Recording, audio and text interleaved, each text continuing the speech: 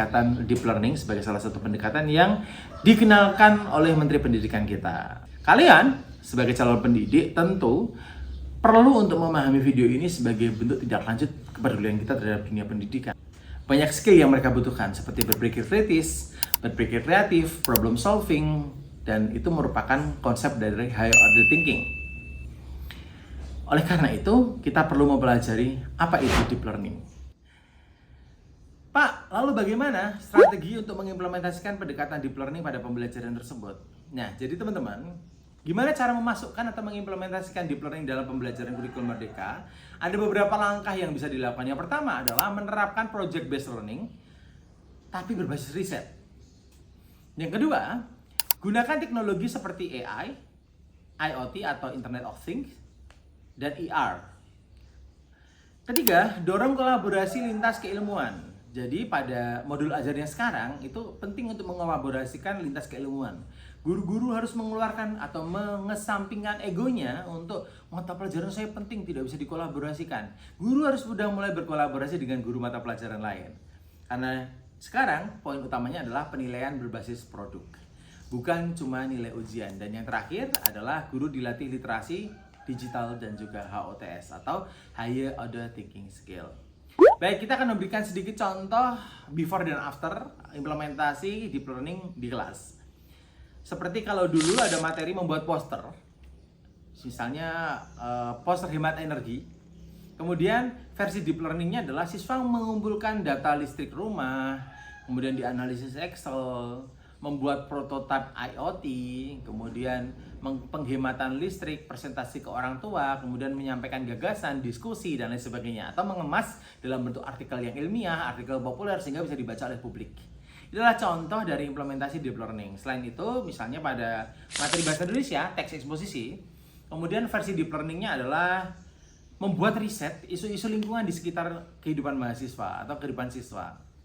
Kemudian apa yang dilakukan oleh siswa yakni pertama wawancara ahli, yang kedua kemudian analisis data, kemudian yang ketiga menulis artikel opini untuk dipublikasikan di blog sekolah atau di mading dan lain sebagainya. Nah, itu merupakan upaya untuk memahamkan, membuat pemahaman siswa lebih mendalam.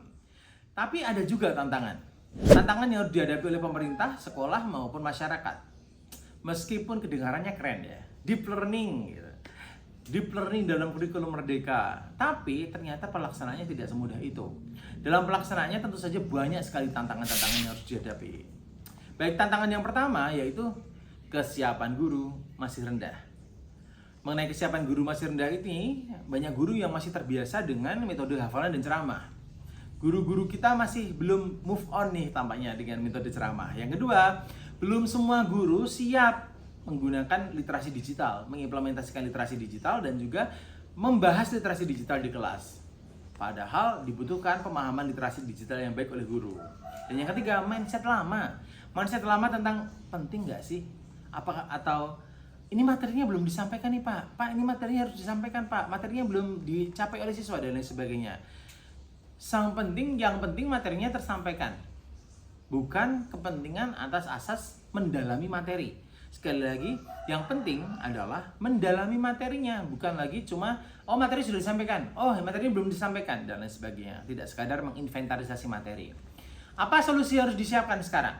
Baik, teman-teman, yang pertama, pemerintah harus dengan serius memberikan pelatihan kepada guru mengenai teknologi, mengenai HOTS, mengenai AI, misalnya workshop AI and Education atau mungkin pembelajaran berbasis proyek digital, riset dan lain sebagainya. Yang kedua, saya masih mengingat mengenai salah satu best practice yang disampaikan oleh Pak Nadiem tentang komunitas belajar.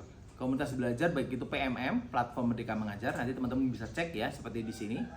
Platform Merdeka Mengajar dan juga komunitas belajar. Itu merupakan sebuah wadah guru untuk berinovasi secara massal, secara digital bersama-sama se-Indonesia untuk memahami satu platform yang sama gitu. Mereka bisa mengolaborasikan platform dengan berbagai informasi di berbagai daerah. Dan ini salah satu kelebihan dari kurikulum Merdeka. Yang ketiga tentu adalah reward dan juga insentif bagi guru.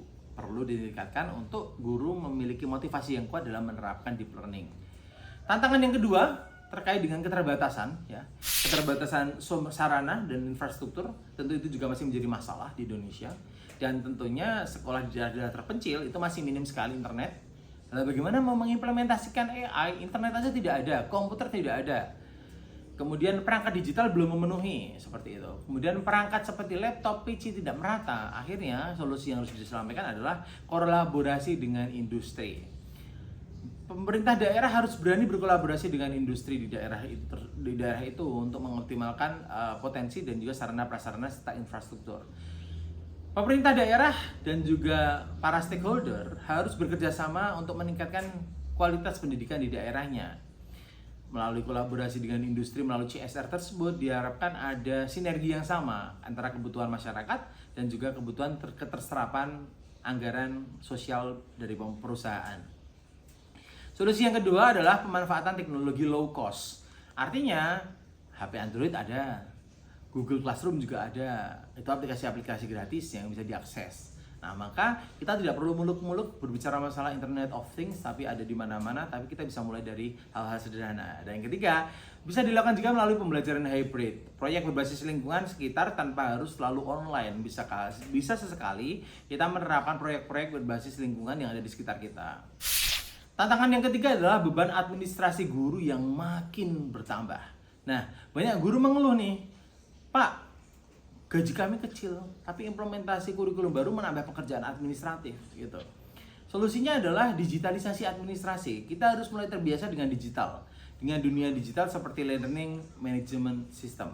Melalui LMS kita otomatis akan lebih memperbarui keilmuan, kita akan lebih banyak belajar, kita akan lebih terdigital, kita akan memahami konsep literasi digital dengan lebih baik. Yang kedua yang harus dilakukan adalah tim kolaborasi.